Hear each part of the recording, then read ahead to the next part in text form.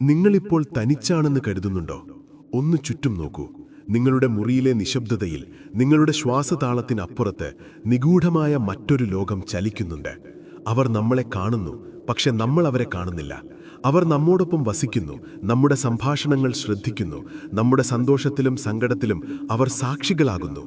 അവരാണ് ജിന്നുകൾ.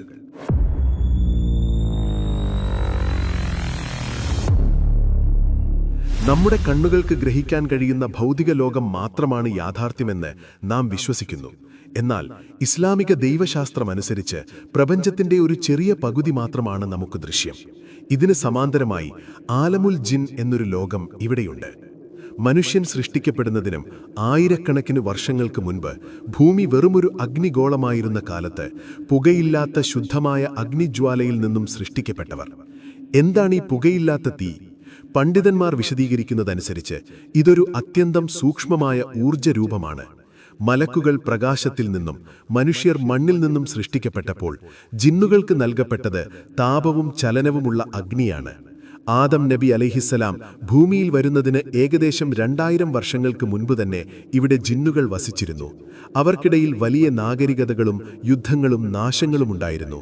അവരുടെ അക്രമങ്ങൾ പരിധി വിട്ടപ്പോൾ അല്ലാഹു മലക്കുകളെ അയച്ച് അവരെ തുരത്തുകയായിരുന്നു എന്ന് ചരിത്രരേഖകൾ സൂചിപ്പിക്കുന്നു. ഇന്നത്തെ ഈ വീഡിയോയിൽ നമ്മൾ പ്രധാനമായും 6 കാര്യങ്ങളാണ് ആഴത്തിൽ പരിശോധിക്കുന്നത്. ജിന്നുകളുടെ യഥാർത്ഥ പ്രകൃതവും അവയുടെ അതിശയകരമായ രൂപമാറ്റങ്ങളും. മനുഷ്യർക്ക് അപ്രാപ്യമായ ജിന്നുകളുടെ ഒളിധാവളങ്ങൾ, മരുഭൂമികൾ മുതൽ ശൂന്യമായ കെട്ടിടങ്ങൾ വരെ. കാഴ്ചയുടെ മറ മാറുന്ന നിമിഷങ്ങൾ. എന്തുകൊണ്ടാണ് ചിലർക്ക് മാത്രം ജിന്നുകളെ കാണാൻ കഴിയുന്നത്? ഇതിനു പിന്നിലെ ആത്മീയവും മാനസികവുമായ കാരണങ്ങൾ. ഖുർആൻ പരിചയപ്പെടുത്തുന്ന ജിന്നുകളിലെ മഹാശക്തർ, ഇഫ്രീത്തുകളുടെയും മാരിദുകളുടെയും ലോകം. ജിന്നുബാധയുടെ യാഥാർത്ഥ്യം. ഇസ്ലാമിക വിശദീകരണവും ആധുനിക വൈദ്യശാസ്ത്രവും തമ്മിലുള്ള നേർത്ത അതിർവരമ്പ്. മൃഗങ്ങളുടെ കാഴ്ചയും അദൃശ്യലോകവും, പ്രവാചക വചനങ്ങളും ശാസ്ത്രീയ നിരീക്ഷണങ്ങളും. ജിന്നുകൾ എന്ന വാക്കിന്റെ അർത്ഥം തന്നെ മറയ്ക്കപ്പെട്ടത് എന്നാണ്. അവർ വെറുമൊരു മിഥ്യയല്ല. അവർക്കും സമൂഹങ്ങളുണ്ട്, നിയമങ്ങളുണ്ട്, കുടുംബങ്ങളുണ്ട്. എന്താണ് അവരുടെ യഥാർത്ഥ പ്രകൃതം? അവർക്ക് നമ്മളെപ്പോലെ ചിന്തിക്കാൻ കഴിയുമോ? ഇസ്ലാമിക പ്രമാണങ്ങളുടെയും വിശ്വസ്തരായ പണ്ഡിതന്മാരുടെയും വെളിച്ചത്തിൽ ആ അദൃശ്യലോകത്തെ നിഗൂഢതകളിലേക്ക് നമുക്ക് ആഴത്തിൽ ഇറങ്ങിച്ചെല്ലാം. ജിന്നുകളുടെ യഥാർത്ഥ രൂപം എന്താണെന്നത് മനുഷ്യർക്കിടയിൽ എപ്പോഴും വലിയൊരു തർക്കവിഷയമാണ്. ഹദീസുകളിൽ പ്രവാചകൻ സല്ലല്ലാഹു അലൈഹി വസല്ലം ജിന്നുകളെ 3 പ്രധാന വിഭാഗങ്ങളായി തിരിച്ചിട്ടുണ്ട്. ഓരോ വിഭാഗത്തിനും അതിൻ്റേതായ ശാരീരിക സവിശേഷതകളും ദൗത്യങ്ങളുമുണ്ട്. ഒന്നാമത്തെ വിഭാഗം വായുവിലൂടെ പറക്കുന്നവർ. ഇവർക്ക് അതിശയകരമായ വേഗതയുണ്ട്. ഭൂമിയുടെ അറ്റങ്ങൾക്കിടയിൽ നിമിഷങ്ങൾ കൊണ്ട് സഞ്ചരിക്കാൻ ഇവർക്ക് കഴിയും. ഇവരുടെ ചിറകുകൾ ഭൗതികമായ തൂവലുകൾ കൊണ്ടുള്ളതല്ല, മറിച്ച് അതിവേഗത്തിലുള്ള ഊർജ്ജ പ്രവാഹങ്ങളാണ്. ആകാശലോകത്ത് മലക്കുകൾ സംസാരിക്കുന്നത് ഒളിഞ്ഞു കേൾക്കാൻ ശ്രമിക്കുന്നത് പ്രധാനമായും ഈ വിഭാഗമാണ്. ആകാശത്തിന്റെ ഓരോ പടവുകളിലും കാവൽ നിൽക്കുന്ന മലക്കുകൾ ഉൽക്കകൾ അഥവാ ഷിഹാബ് എറിഞ്ഞ് ഇവരെ തുരത്തുന്നു.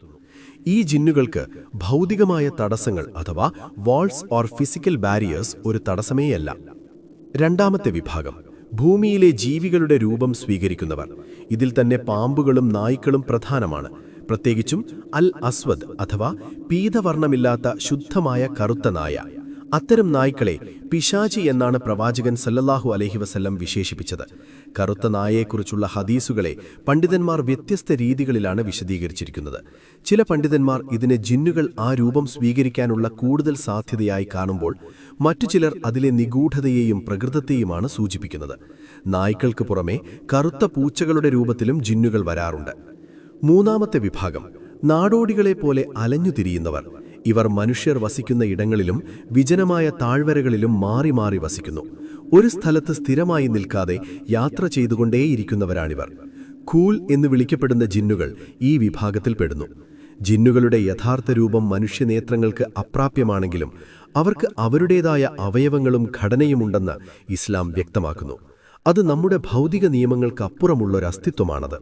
പുക പോലെ ഏത് സുഷിരത്തിലൂടെയും കടന്നുപോകാൻ കഴിയുന്നത്ര സൂക്ഷ്മമാണ് അവരുടെ ഊർജ്ജരൂപം. ചില പണ്ഡിതന്മാരുടെ അഭിപ്രായത്തിൽ അവരുടെ ശാരീരിക അളവുകൾ മനുഷ്യരിൽ നിന്നും തികച്ചും വ്യത്യസ്തമാണ്. അവരുടെ കണ്ണുകൾ നമ്മുടെ ദൃഷ്ടിയിൽ നിന്നും മറയ്ക്കപ്പെട്ടതാണെങ്കിലും അവർക്ക് നമ്മെ കാണാൻ കഴിയും. ജിന്നുകൾക്ക് ഏറ്റവും ഇഷ്ടപ്പെട്ട കഴിവ് രൂപമാറ്റം അഥവാ ഷേപ്പ് ഷിഫ്റ്റിംഗ് ആണ്. അവർക്ക് അതിസുന്ദരമായ മനുഷ്യരൂപം സ്വീകരിക്കാൻ കഴിയും. സഹീഹുൽ ബുഖാരിയിൽ അബൂ ഹുറൈറ റളിയല്ലാഹു അൻഹു വിവരിക്കുന്ന ചരിത്രം ശ്രദ്ധേയമാണ്. സദക്കയുടെ ഭക്ഷണ സാധനങ്ങൾ മോഷ്ടിക്കാൻ വന്നത് ഒരു വൃദ്ധന്റെ വേഷത്തിലായിരുന്നു. 3 രാത്രികളിൽ അദ്ദേഹം ആ വൃദ്ധനെ പിടികൂടി. ഒടുവിൽ വിട്ടയക്കാൻ വേണ്ടി ആ ജിന്ന് പഠിപ്പിച്ചു കൊടുത്തതാണ് ആയത്തുൽ കുർസിയുടെ മഹത്വം. നീ ഇത് ഓതിയാൽ പിശാച് നിന്നെ സമീപിക്കില്ല എന്ന് ഒരു പിശാച് തന്നെ അബൂ ഹുറൈറ റളിയല്ലാഹു അൻഹുയോട് സത്യം പറഞ്ഞു. ഇതിലൂടെ നാം മനസ്സിലാക്കേണ്ടത് ജിന്നുകൾക്ക് അറിവുണ്ടെങ്കിലും അത് പലപ്പോഴും തിന്മയ്ക്കായി അവർ ഉപയോഗിക്കുന്നു എന്നാണ്. ബദർ യുദ്ധത്തിൽ പിശാചൊരു മനുഷ്യന്റെ രൂപത്തിൽ ഖുറൈശികളെ സഹായിക്കാൻ വന്ന ചരിത്രവും പ്രസിദ്ധമാണ്. ഖുറൈശികളുടെ പ്രമുഖ നേതാവായ സുറാഖത്തുബ്നു മാലിക്കിന്റെ വേഷത്തിലാണ് അന്ന് ഇബ്ലീസ് വന്നത്. എന്നാൽ മലക്കുകൾ ഇറങ്ങിവരുന്നത് കണ്ടപ്പോൾ അവൻ തന്റെ വാഗ്ദാനം ഉപേക്ഷിച്ച് ഓടിപ്പോയി. ഇതിൽ നിന്ന് നാം മനസ്സിലാക്കേണ്ട ഒരു കാര്യമുണ്ട്. ജിന്നുകൾ ഒരു ഭൗതിക രൂപം സ്വീകരിച്ചു കഴിഞ്ഞാൽ അവർക്കും ആ രൂപത്തിന്റെ പരിമിതികളുണ്ടാകും. ഒരു മനുഷ്യരൂപം സ്വീകരിച്ച ജിന്നിനെ വെടിവെച്ചാലോ കുത്തിയാലോ ആ ജിന്ന് അല്ലപ്പെടും. അതുകൊണ്ടാണ് അവർ മനുഷ്യരുടെ മുന്നിൽ പ്രത്യക്ഷപ്പെടാൻ പലപ്പോഴും മടിക്കുന്നത്. വീടുകളിൽ കാണുന്ന പാമ്പുകളുടെ കാര്യത്തിൽ ഇസ്ലാമിന് കർശനമായ നിലപാടുണ്ട്. മദീനയിലെ ഒരു അൻസാരി യുവാവ് തന്റെ വീട്ടിൽ കണ്ട പാമ്പിനെ കൊന്നപ്പോൾ ആ നിമിഷം തന്നെ യുവാവും മരണപ്പെട്ടു. ആ പാമ്പ് യഥാർത്ഥത്തിൽ ഒരു ജിന്നായിരുന്നു. അവന്റെ വംശക്കാർ പ്രതികാരം ചെയ്തതാണ് യുവാവിന്റെ മരണത്തിന് കാരണം. അതുകൊണ്ടാണ് വീട്ടിൽ പാമ്പിനെ കണ്ടാൽ ഉടൻ കൊല്ലരുത് എന്നും പോയി തരാൻ 3 തവണ അപേക്ഷിക്കണം എന്നും നബി സല്ലല്ലാഹു അലൈഹി വസല്ലം പറഞ്ഞത്. 3 ദിവസത്തിന് ശേഷവും അത് അവിടെ തുടരുന്നുണ്ടെങ്കിൽ അത് ദുഷ്ടനായ പിശാചാണെന്ന് കരുതി വധിക്കാം. മദീനയിലെ ജിന്നുകൾ മുസ്ലിങ്ങളായവരാണ് എന്ന് നബി സല്ലല്ലാഹു അലൈഹി വസല്ലം വ്യക്തമാക്കിയിട്ടുണ്ട്. ഈ സംഭവങ്ങൾ സൂചിപ്പിക്കുന്നത് ജിന്നുകൾക്കും നമ്മെപ്പോലെ കുടുംബങ്ങളും വംശാവലികളും ഉണ്ടെന്നാണ്. ജിന്നുകൾ എവിടെയാണ് താമസിക്കുന്നത്? അവർക്ക് സ്വന്തമായി രാജ്യങ്ങളുണ്ടോ? അതെ, ഭൂമിയിൽ മനുഷ്യനെത്തുന്നതിന് മുൻപേ അവർക്കിവിടെ താവളങ്ങളുണ്ട്.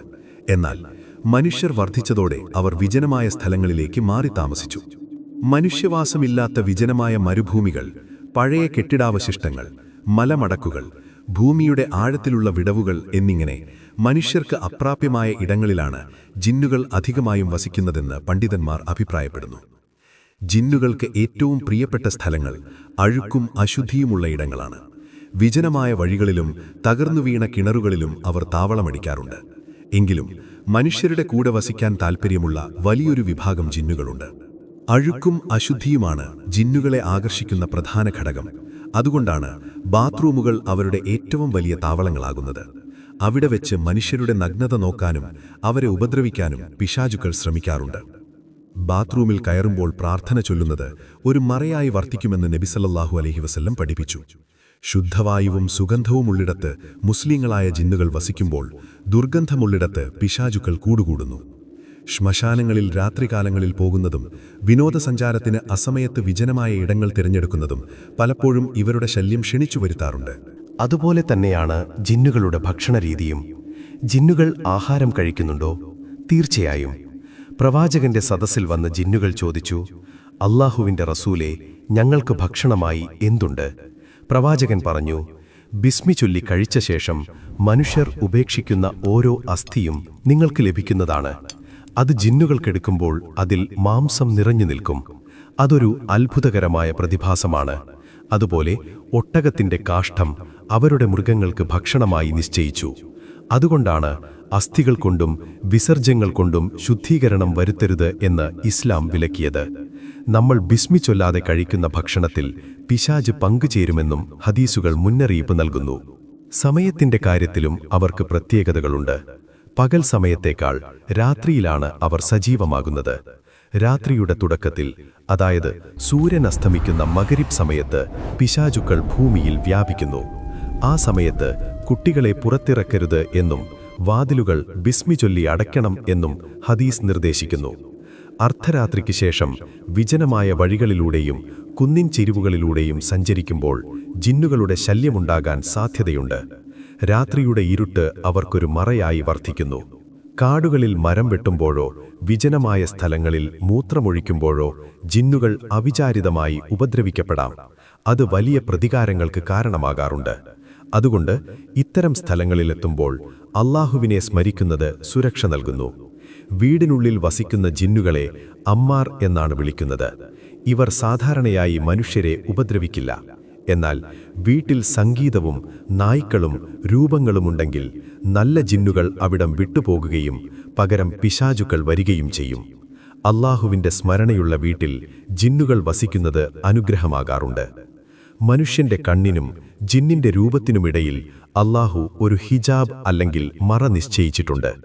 ഈ മറയില്ലായിരുന്നെങ്കിൽ ജിന്നുകളുടെ സാന്നിധ്യം കൊണ്ട് മനുഷ്യന്റെ ജീവിതം ദുസ്സഹമാവുമായിരുന്നു.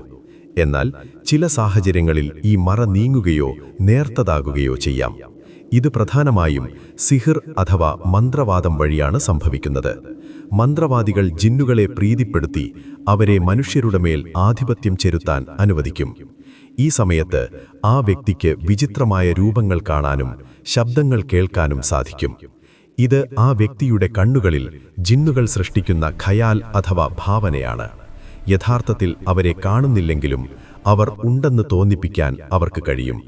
ഇതിനെ മാന്ത്രിക കാഴ്ച എന്ന് വിളിക്കാം. ഓരോ മനുഷ്യനോടൊപ്പവും ഒരു ജിന്നിനെ നിയോഗിക്കപ്പെട്ടിട്ടുണ്ട് എന്ന സത്യം നിങ്ങൾക്കറിയാമോ? ഇതിനെയാണ് കരീൻ എന്ന് വിളിക്കുന്നത്. പ്രവാചകൻ സല്ലല്ലാഹു അലൈഹി വസല്ലം പറഞ്ഞു, നിങ്ങളിൽ ഓരോരുത്തരോടൊപ്പവും ഒരു മലക്കിനെയും ഒരു ജിന്നിനെയും അല്ലാഹു നിശ്ചയിച്ചിട്ടുണ്ട്. മലക്ക് നമ്മെ നന്മയിലേക്ക് വിളിക്കുമ്പോൾ ജിന്ന് നമ്മെ തിന്മയിലേക്ക് പ്രേരിപ്പിക്കുന്നു. നമ്മൾ സ്വസ്ഥമായിരിക്കുമ്പോഴുണ്ടാകുന്ന അനാവശ്യമായ ചിന്തകളും പേടിയും പലപ്പോഴും ഈ കരീനിന്റെ പണിയാണ്. നമ്മുടെ സ്വഭാവത്തെയും ദൗർബല്യങ്ങളെയും ഏറ്റവും നന്നായി അറിയുന്ന ജിന്നാണ് കരീൻ. നബി സല്ലല്ലാഹു അലൈഹി വസല്ലം യുടെ കരീൻ അദ്ദേഹത്തിന്റെ വിശുദ്ധി കണ്ട് മുസ്ലിമായി മാറിയിരുന്നു. എന്നാൽ നമ്മുടേതിപ്പോഴും നമ്മെ പരീക്ഷിച്ചുകൊണ്ടിരിക്കുന്നു. നമ്മൾ ചെയ്യുന്ന പാപങ്ങൾ പലപ്പോഴും ഈ കരീനിന്റെ വിജയമാണ്. നമുക്കുണ്ടാകുന്ന പേടി സ്വപ്നങ്ങൾ പലപ്പോഴും ജിന്നുകളുടെ ഇടപെടൽ കാരണമാണ്. ഉറക്കത്തിൽ നാം കാണുന്ന ഭയാനകമായ രൂപങ്ങൾ പിശാച് നമ്മുടെ മനസ്സിനെ വേദനിപ്പിക്കാൻ ചെയ്യുന്നതാണ്. പ്രവാചകൻ പഠിപ്പിച്ചു, ആരെങ്കിലും പേടി സ്വപ്നം കണ്ടാൽ 3 തവണ ഇടതുഭാഗത്തേക്ക് തുപ്പുകയും ശൈത്താനിൽ നിന്ന് അല്ലാഹുവിനോട് ശരണം തേടുകയും ചെയ്യുക. അത് ആരോടും പറയരുത്. ഇതിലൂടെ പിശാചിന്റെ സ്വാധീനം ഇല്ലാതാക്കാം. അതുപോലെ തന്നെ വസ്ത്രം മാറുമ്പോൾ ബിസ്മി ചൊല്ലുന്നത് ജിന്നുകളുടെ നോട്ടത്തിൽ നിന്ന് നമുക്ക് സംരക്ഷണം നൽകുന്നു. നമ്മുടെ ഓരോ ചലനവും നിരീക്ഷിക്കാൻ നമ്മുടെ കരീനിന് സാധിക്കും. ചില സന്ദർഭങ്ങളിൽ അമിതമായ സന്തോഷം, സങ്കടം അല്ലെങ്കിൽ ദേഷ്യം എന്നിവ അനുഭവപ്പെടുമ്പോൾ നമ്മുടെ ഉള്ളിലെ പ്രതിരോധം ദുർബലമാകും. അത്തരം സമയങ്ങളിൽ ജിന്നുകൾക്ക് നമ്മെ സ്പർശിക്കാനോ നമ്മെ ഭ്രമിപ്പിക്കാനോ എളുപ്പമാകും. അതുകൊണ്ടാണ് എപ്പോഴും ശാന്തമായ മനസ്സോടെ അല്ലാഹുവിനെ ഓർക്കാൻ ഇസ്ലാം ഉപദേശിക്കുന്നത്. അല്ലാഹുവെ സ്മരിക്കാത്തൊരാളുടെ ഹൃദയം പിശാചിന്റെ വിശ്രമ കേന്ദ്രമായി മാറുന്നുവെന്ന് പണ്ഡിതന്മാർ ഓർമ്മിപ്പിക്കുന്നു. നമ്മുടെ ചിന്തകളിൽ തെറ്റായ കാര്യങ്ങൾ ഇട്ടുകൊടുത്ത് നമ്മെ വഴിതെറ്റിക്കാനാണ് അവർ ശ്രമിക്കുന്നത്. കൂടാതെ ഐൻ അഥവാ കണ്ണേർ ജിന്നുകളുടെ ശല്യത്തിന് കാരണമാകാം. ഒരു മനുഷ്യൻ മറ്റൊരു മനുഷ്യനെ അസൂയയോടെ നോക്കുമ്പോൾ ആ നോട്ടത്തോടൊപ്പം പിശാചുക്കൾ ആ വ്യക്തിയിലേക്ക് പ്രവേശിക്കാൻ ശ്രമിക്കുന്നു. അതുകൊണ്ട് തന്നെ മറ്റുള്ളവരുടെ കാര്യത്തിൽ മാഷാ അല്ലാ എന്ന് പറയുന്നതും സംരക്ഷണ പ്രാർത്ഥനകൾ ശീലിക്കുന്നതും അത്യന്തം അത്യാവശ്യമാണ്. ജിന്നുകൾക്ക് അസൂയയുള്ള മനുഷ്യരുടെ നോട്ടത്തിലൂടെ വേഗത്തിൽ സഞ്ചരിക്കാൻ കഴിയുമെന്ന് പറയപ്പെടുന്നു. ജിന്നുകൾക്കിടയിൽ പലതരത്തിലുള്ള കരുത്തരുണ്ട്. ഖുർആനിൽ പരാമർശിച്ച ഇഫ്രീത്ത് ജിന്നുകളിലെ ഏറ്റവും കരുത്തരായ വിഭാഗമാണ്. ഇവർക്ക് അസാമാന്യമായ ശാരീരിക ശക്തിയുണ്ട്. സുലൈമാൻ നബിയുടെ ചരിത്രം ഇതിനു വലിയ തെളിവാണ്. ബിൽഖീസ് രാജ്ഞിയുടെ കൂറ്റൻ സിംഹാസനം നിമിഷനേരം കൊണ്ടെത്തിക്കാമെന്നേറ്റത് ഒരു ഇഫ്രീത്താണ്. പർവ്വതങ്ങൾ തുരന്ന് കെട്ടിടങ്ങൾ നിർമ്മിക്കാനും കടലിന്റെ ആഴങ്ങളിൽ നിന്ന് മുത്തുകൾ വാരാനും സുലൈമാൻ നബി ജിന്നുകളെ ഉപയോഗിച്ചിരുന്നു. സുലൈമാൻ നബി മരണപ്പെട്ടതുപോലും അറിയാതെ അവർ പണിയെടുത്തുകൊണ്ടിരുന്നു എന്ന് ഖുർആൻ പറയുന്നു. ജിന്നുകൾക്ക് അദൃശ്യകാര്യങ്ങൾ അറിയില്ല എന്നതിനും ഇതൊരു തെളിവാണ്. അവരുടെ അറിവ് പരിമിതമാണ്. എന്നാൽ ഇഫ്രീത്തിനേക്കാൾ വലിയ ശത്രുവാണ് സാക്ഷാൽ ഇബ്ലീസ്. ഇബ്ലീസിനെക്കുറിച്ച് വലിയൊരു തെറ്റിദ്ധാരണ പലർക്കുമുണ്ട്. അവനൊരു മലക്കല്ല, മറിച്ച് ജിന്നുകളുടെ വംശത്തിൽപ്പെട്ടവനായിരുന്നു. അല്ലാഹുവിനോടുള്ള അഹങ്കാരം കാരണമാണ് അവൻ പിശാചായി മാറിയത്. ഇബ്ലീസിന് ലോകാവസാനം വരെ ജീവിക്കാൻ അനുവാദം നൽകപ്പെട്ടിട്ടുണ്ട്. ഇതിനെയാണ് ഇൻസാർ എന്ന് വിളിക്കുന്നത്. അവൻ മരിക്കില്ല, പക്ഷേ അവന് വാർദ്ധക്യം ബാധിക്കാമെന്ന് ചിലർ അഭിപ്രായപ്പെടുന്നു. ഇബ്ലീസിന്റെ ഏക ലക്ഷ്യം മനുഷ്യരെ നരകത്തിലെത്തിക്കുക എന്നതാണ്. ഇബ്ലീസിന്റെ രാജ്യം എവിടെയാണ്? സഹീഹായ ഹദീസുകളിൽ പ്രവാചകൻ സല്ലല്ലാഹു അലൈഹി വസല്ലം വിവരിക്കുന്നതനുസരിച്ച് ഇബ്ലീസ് തന്റെ സിംഹാസനം ഉറപ്പിച്ചിരിക്കുന്നത് കടലിലെ ജലപ്പരപ്പിന് മുകളിലാണ്. അവിടെ നിന്നാണ് അവൻ തന്റെ അനുയായികളെ ലോകത്തിന്റെ വിവിധ ഭാഗങ്ങളിലേക്ക് അയക്കുന്നത്. ഓരോ ദിവസവും വൈകുന്നേരം അവർ മടങ്ങിയെത്തുമ്പോൾ ഇബ്ലീസ് അവരോട് ചോദിക്കും, ഇന്ന് നിങ്ങൾ എന്തു ചെയ്തു? ഓരോരുത്തരും തങ്ങൾ ചെയ്ത തിന്മകൾ വിവരിക്കും. ഒരാൾ പറയും, ഞാൻ ഒരാളെക്കൊണ്ട് കള്ളം പറയിപ്പിച്ചു. ഇബ്ലീസ് പറയും, അതൊന്നും വലുതല്ല. മറ്റൊരാൾ പറയും, ഞാൻ ഒരാളെക്കൊണ്ട് മോഷണം ചെയ്യിപ്പിച്ചു. ഇബ്ലീസ് പറയും, അതും നിസ്സാരം. ഒടുവിൽ ഒരാൾ വന്നു പറയും, ഞാനൊരു ഭർത്താവിനെയും ഭാര്യയെയും തമ്മിൽ ഭിന്നിപ്പിച്ചു. അപ്പോൾ ഇബ്ലീസ് അവനെ അരികിലേക്ക് വിളിച്ച് ചേർത്ത് പിടിച്ചു പറയും, നീയാണ് എന്റെ മിടുക്കൻ. കുടുംബങ്ങൾ തകർക്കുക എന്നതാണ് പിശാചിന്റെ ഏറ്റവും വലിയ ലക്ഷ്യം. കാരണം കുടുംബം തകർന്നാൽ സമൂഹം തകരും. ഇതിനായി ഓരോ പിശാചിനും ഓരോ പേരും ചുമതലയുമുണ്ട്. നിസ്കാരത്തിൽ വന്ന് നമ്മെ ശല്യം ചെയ്യുന്ന പിശാചാണ് ഖൻസബ്. വീടിനുള്ളിൽ കയറി ദേഷ്യമുണ്ടാക്കുന്നവനാണ് ദാസിം. ഭക്ഷണസമയത്ത് ബിസ്മി ചൊല്ലാൻ മറന്നാൽ നമ്മുടെ കൂടെ കൂടുന്നവനാണ് തബ്ബർ. വിപണികളിലും കച്ചവടസ്ഥലങ്ങളിലും വഞ്ചനയുണ്ടാക്കുന്നവനാണ് സലൻബൂർ. ഇങ്ങനെ ഓരോ മേഖലയിലും അവർക്ക് പ്രത്യേക പരിശീലനം ലഭിച്ച സൈന്യമുണ്ട്. നമ്മുടെ ബലഹീനതകൾ നോക്കിയാണ് അവർ ആക്രമിക്കുന്നത്. മനുഷ്യരെ വഴിതെറ്റിക്കാൻ അവർക്ക് ലഭിച്ചിട്ടുള്ള ഏറ്റവും വലിയ ആയുധം വസ്വസ അല്ലെങ്കിൽ ദുർമന്ത്രമാണ്. അവർ നമ്മുടെ ഹൃദയത്തിൽ തെറ്റായ ചിന്തകൾ ഇട്ടുകൊടുക്കും. അത് പതുക്കെ പതുക്കെ നമ്മുടെ പാപത്തിലേക്ക് നയിക്കും. ഒരിക്കൽ പിശാച് ഒരാളെ പാപത്തിലേക്ക് നയിച്ചാൽ പിന്നീട് അവൻ പിന്മാറും. എന്നാൽ ഇബ്ലീസിനും അവന്റെ സൈന്യത്തിനും അല്ലാഹുവിന്റെ യഥാർത്ഥ ദാസന്മാരുടെ മേൽ ഒരു അധികാരവുമില്ല എന്ന് ഖുർആൻ അസന്ദിഗ്ധമായി വ്യക്തമാക്കുന്നു. സുന്നത്തായ കാര്യങ്ങൾ മുറുകെ പിടിക്കുന്നവന്റെ മുന്നിൽ പിശാച് നിസ്സഹായനാണ്. പ്രാർത്ഥനയിലൂടെയും ദിക്റിലൂടെയും നമുക്ക് ഈ വലിയ ശത്രുവിനെ തോൽപ്പിക്കാൻ കഴിയും. ജിന്നുകൾക്ക് മനുഷ്യന്റെ ശരീരത്തിൽ പ്രവേശിക്കാൻ കഴിയുമോ? ഈ ചോദ്യത്തിന് പണ്ഡിതന്മാർ നൽകുന്ന ഉത്തരം അതെ എന്നാണ്.